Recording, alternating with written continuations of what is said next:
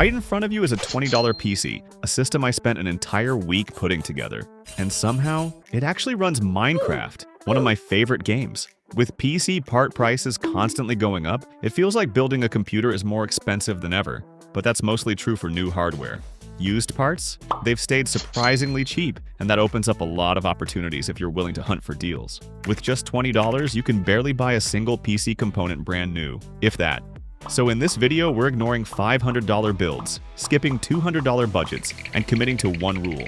Everything from A to Z, even the case, has to fit within $20. No more talking. Let's get started. This video is for entertainment only. I don't recommend spending $20 on a PC. Save your money and get something more reliable. But if we're gonna play, we need some rules. I'll only count the negotiated purchase price, and shipping costs don't count.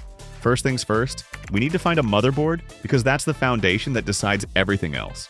I started by looking for H81 boards across different marketplaces, but honestly, even the cheapest ones were way over my $20 budget. So I lowered my expectations and moved on to H61 boards. But the prices weren't much better.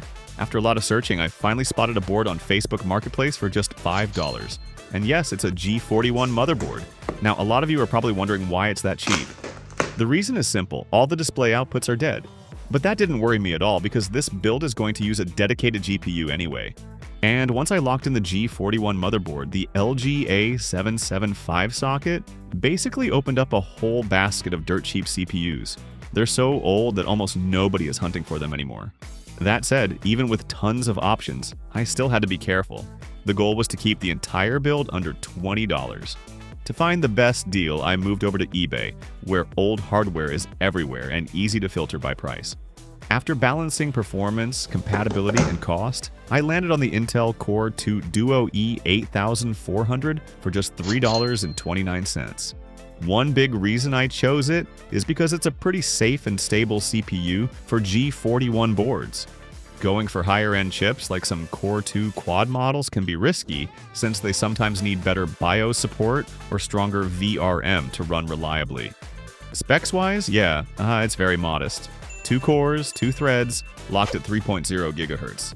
But on the plus side, it only draws about 65 watts, so it runs fairly cool and doesn't need anything fancy for cooling.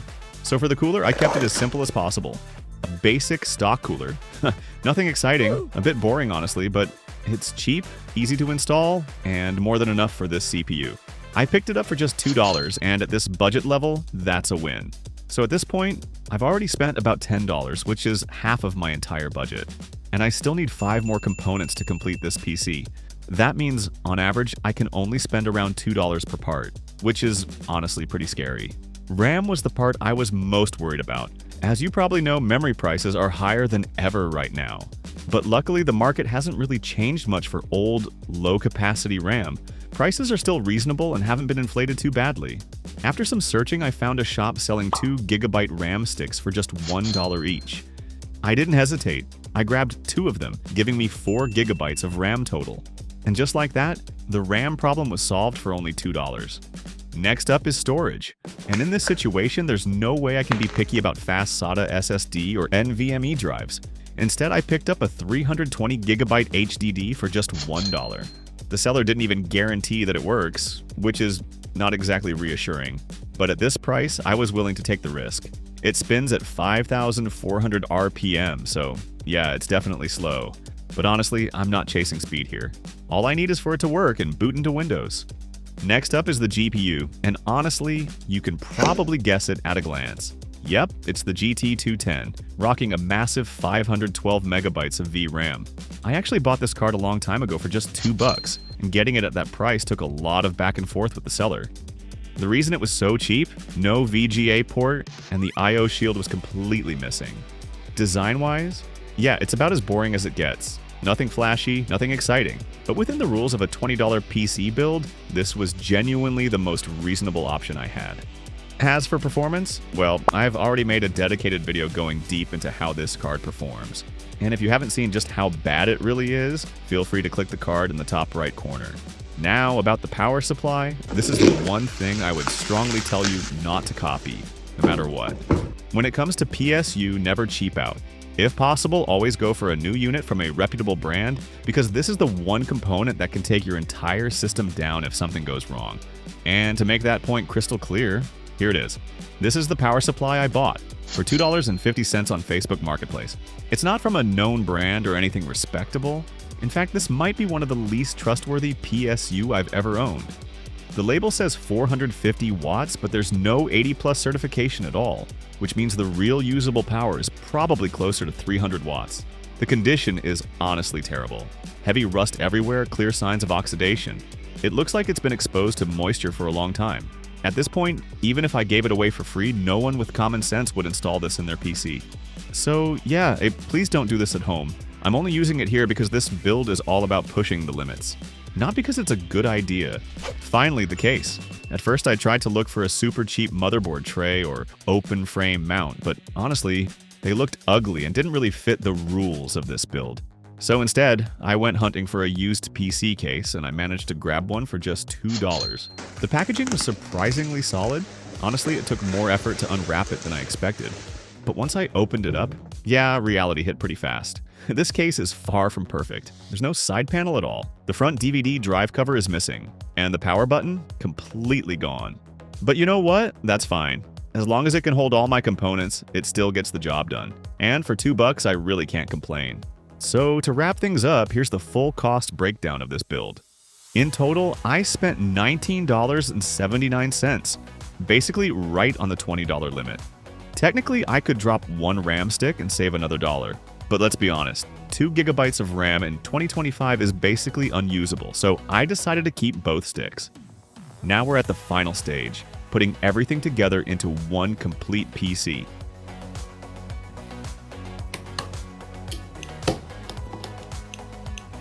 But before I throw it all into the case, I want to make sure everything actually works, especially the sketchiest parts of this build.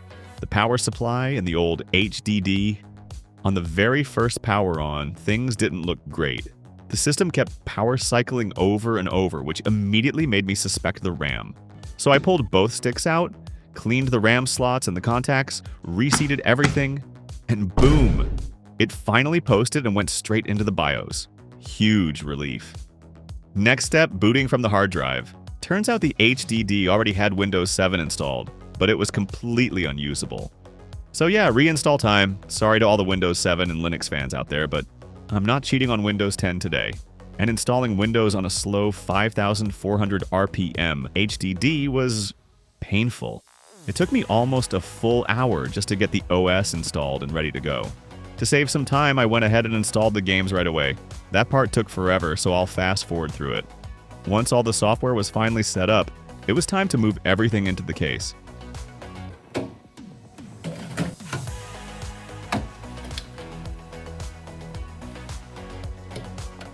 After finishing the build, I'd give the looks about a 5 out of 10. Nothing pretty, but it gets the job done. What really matters here isn't how it looks though, it's all about performance. So let's see how this thing actually runs. It took me a full 10 minutes just to get into the game, and once I was in, oh man, FPS was sitting around 12 to 13, and whenever the scene got even a little complex, it dropped all the way down to 2 FPS. So I thought, what if I push it even harder? Let's blow up 1,300 TNT blocks and see if this thing survives. Yeah, no chance.